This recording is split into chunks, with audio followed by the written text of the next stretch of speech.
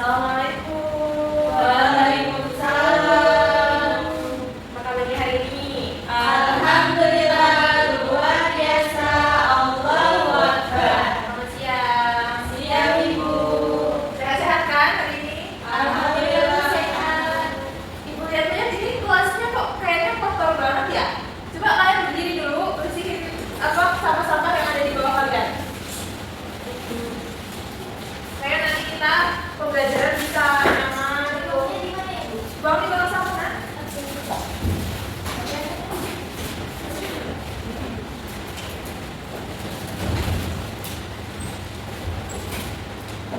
Sudah? Silakan duduk kembali. Mejanya dirapikan ya. Dirapikan, dirumuskan. Nah, bagus. Kalau kalian ini kan, ibu lihatnya enak gitu. Kita jadi bisa belajar dengan nyaman. Ibu isi duduk ya, anak-anak. Ini ibu. Baik, sebelum kita mulai pembelajaran, kita berdoa dulu ya. Silakan ketua kelas untuk memimpin doa. Baik teman-teman, untuk mengawali pembelajaran pada siang hari ini, marilah kita berdoa sesuai dengan agama dan kepercayaan masing-masing. Berdoa dimulai. Berdoa selesai. Ya. Baik, ibu cek dulu kehadirannya ya. Hari ini ada yang tidak masuk? Belum tahu ibu. Anak-anak ada yang bawa pena? Boleh dipinjam? Baik, terima kasih Rizka. Ibu cek dulu ya. Belajar solihah, hadir ibu. Iya. Anak Syaridah, iya. Ustaz Matriana ibu. Iya. Lihat orang tua. Iya, alhamdulillah dari semua ya.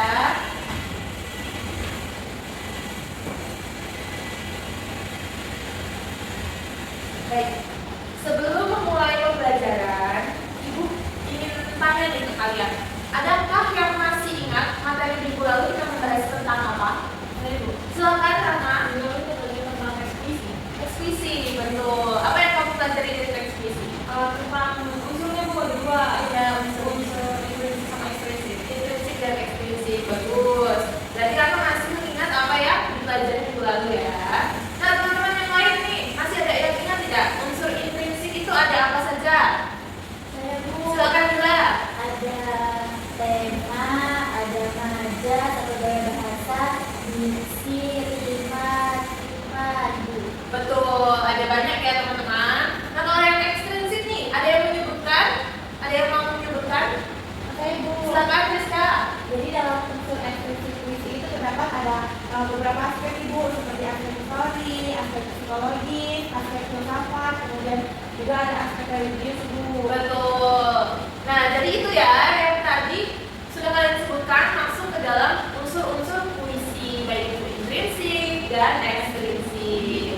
Jadi ibu rasa kalian sudah paham ya dengan materi minggu lalu. Jadi kita bisa beralih ke materi yang lebih baru.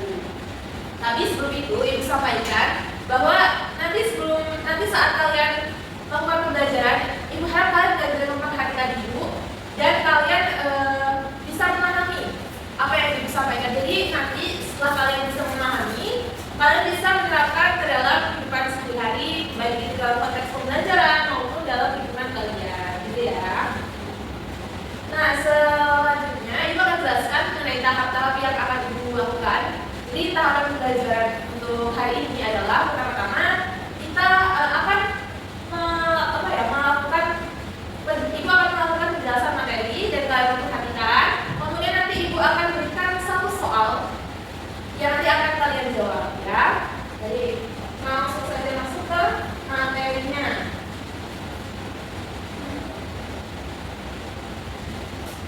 Kalian memperhatikan ya, jangan diksi.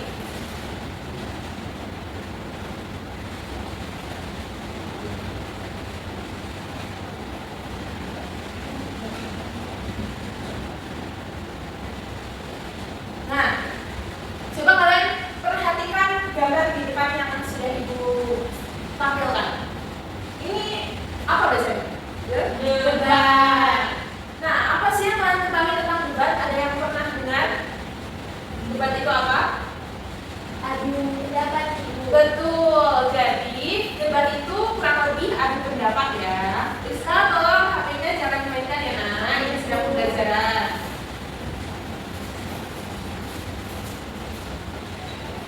Nah, apa itu debat? Ada yang bisa membacakan? Silakan Rahma.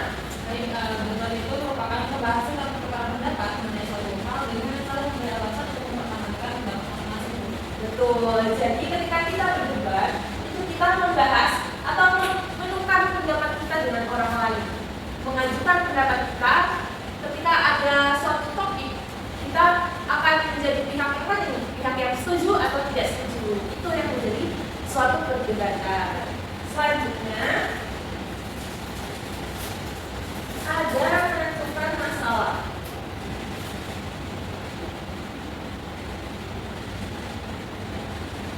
Enggak ada anak-anak.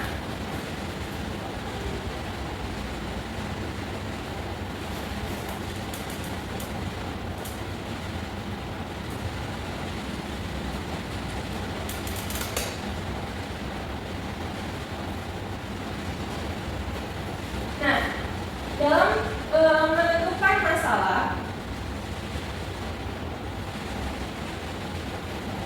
itu ada beberapa hal yang harus kita perhatikan agar apa yang kita sampaikan itu kuat dan menjadi satu acuan yang dapat mempertahankan pendapat kita. Ada 3. Yang pertama itu menarik para peserta. Jadi ketika kita menjelaskan pendapat kita itu harus dengan kata-kata yang menarik sesuai dengan topik yang dibicarakan. Kemudian yang kedua yaitu sesuai dengan pengetahuan peserta. Jadi kita juga harus melakukan debat dengan pengetahuan yang kita miliki juga. Gitu.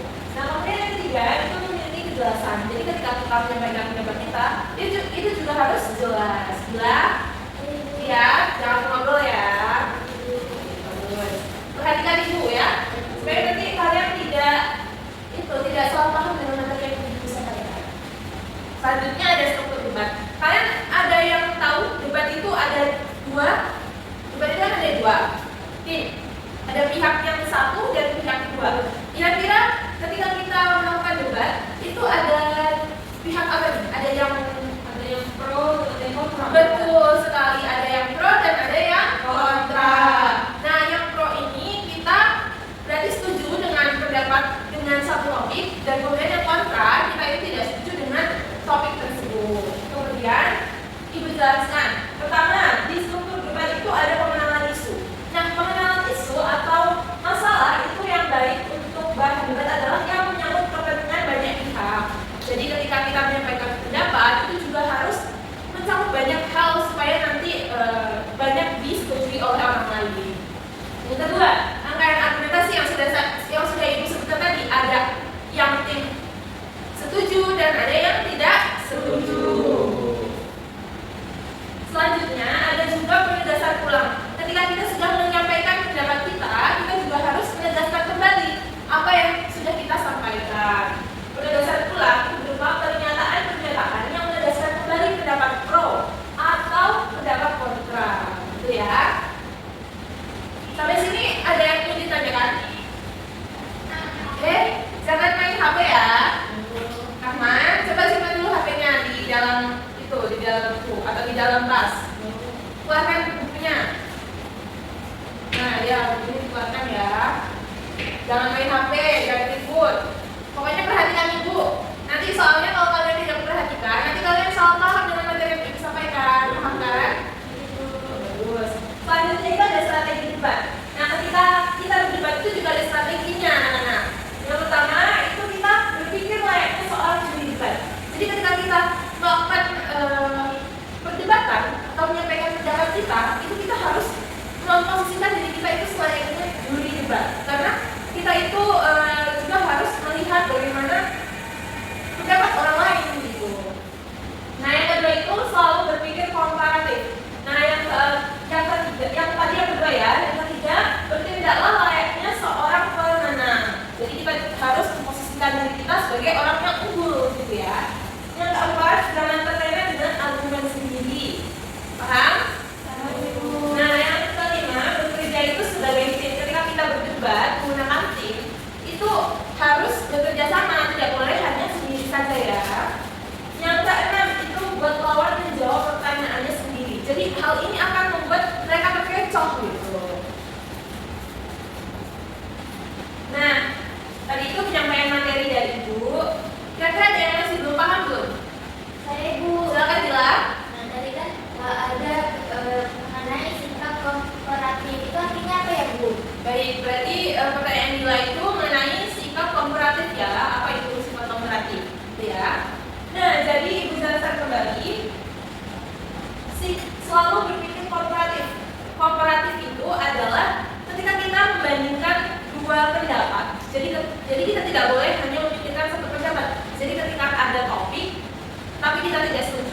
juga harus pikirkan bagaimana ketika kita setuju, gitu ya. Jadi membandingkan dua pendapat agar nanti kita bisa berpikir secara kritis apakah pendapat kita ini dapat diterima atau tidak, gitu ya. Apakah sudah jelas juga? Jelas Ibu. Yang lain ada yang mau bertanya? Cukup ya. Baik, karena kelihatan mengantuk. Oh, kamu sudah makan siang belum? Sudah. Bagus. Nah, tadi kan kalian sudah bertanya ya ke Ibu. Sekarang juga Ibu yang bertanya. Nah, kira-kira ada yang bisa menyimpulkan tidak materi hari ini? Ayo, ada yang bisa? Apa yang kalian dapat? Silakan Rizka. Jadi untuk pada siang hari ini saya mendapat banyak sekali informasi baru mengenai teks pribadi Ibu. Jadi dalam menentukan teks pribadi ini kita juga memerlukan struktur Ibu seperti terdapat argumentasi yang pro, kemudian argumentasi yang kontra, kemudian dalam kita menentukan teks pribadi itu yang pertama itu kita harus menarik para peserta Ibu, kemudian yang kedua ada sesuai dengan pengetahuan peserta, kemudian yang ketiga itu ada memiliki kebebasan, kemudian dalam kita menyusun suatu teks pribadi kita memerlukan strategi Ibu. Yang pertama itu ada berpikir layaknya seorang juri debat, kemudian yang kedua ada selalu berpikir komparatif, kemudian yang ketiga ada bertindaklah layaknya seorang pemenang, kemudian yang keempat ada jangan terlena dengan argumen sendiri, kemudian yang kelima ada bekerja sebagai tim, dan kemudian yang terakhir ada membuat lawan itu menjawab pertanyaannya sendiri. Betul, bagus sekali Rizka. Beri tepuk tangan dulu buat Rizka. Bagus ya. Berarti Rizka memperhatikan Ibu ya. Jangan tidak memainkan HP. Ya, benar? Bagus. Ibu harap nanti kalian lebih memperhatikan ya di pertemuan selanjutnya. Baik, selanjutnya Ibu ingin memberikan satu tugas. Silakan kalian buka buku pelajarannya di halaman 50. Kalau tidak salah di halaman 50 ya. Iya, benar di halaman 50. Nah, di situ ada satu topik mengenai bahaya ponsel. Silakan kalian tuliskan pendapat kalian mengenai bahaya ponsel. Apakah kalian setuju dengan topik bahaya ponsel atau kalian tidak setuju? Ya. Nah, nanti tugasnya silakan dikumpul ke meja Ibu minggu depan ya. Ada yang ingin ditanyakan terkait tugas? Cukup ya, baik.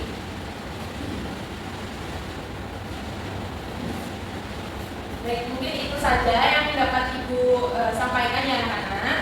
Semoga apa yang Ibu berikan bermanfaat bagi kita semua.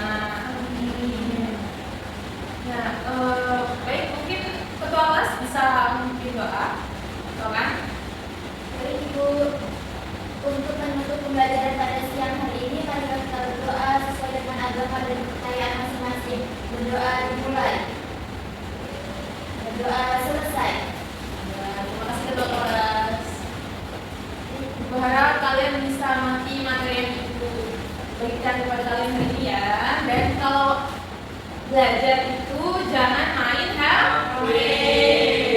Dan jangan berisik.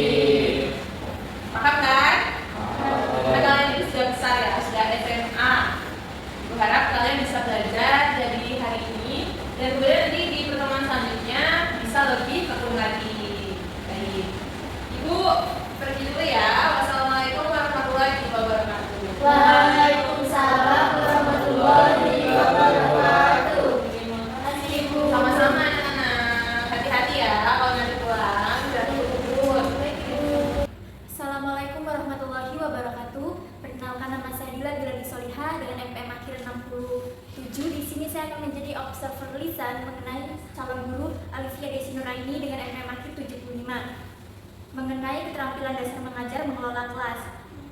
Calon guru Alifia Desi sudah sangat baik dalam mengelola kelas. Berikut perinciannya. Prinsip pengelolaan kelas Alifia Desi Nuraini yaitu sudah baik dalam melakukan kehangatan dan antusiasme. Kemudian Penanaman disiplin diri sudah dilakukan saat di dalam kelas.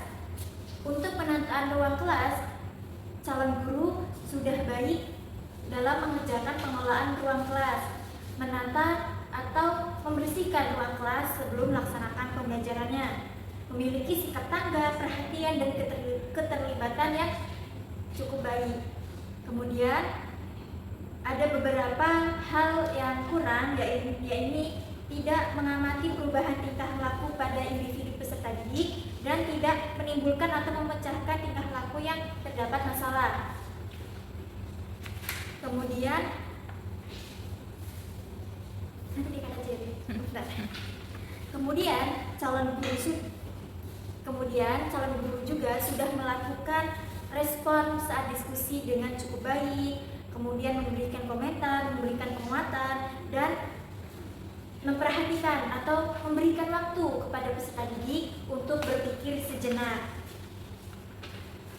Kemudian untuk sikap, Alivia Desinur Aini melakukan dengan sangat baik, terdapat kerjasama dalam mengelola kelas, semangat dalam melakukan pengelolaan kelas, dan memiliki sopan santun yang baik saat mencontohkan atau berperilaku di dalam kelas. Itu saja yang dapat saya sampaikan. Saya akhiri. Wassalamualaikum warahmatullahi wabarakatuh.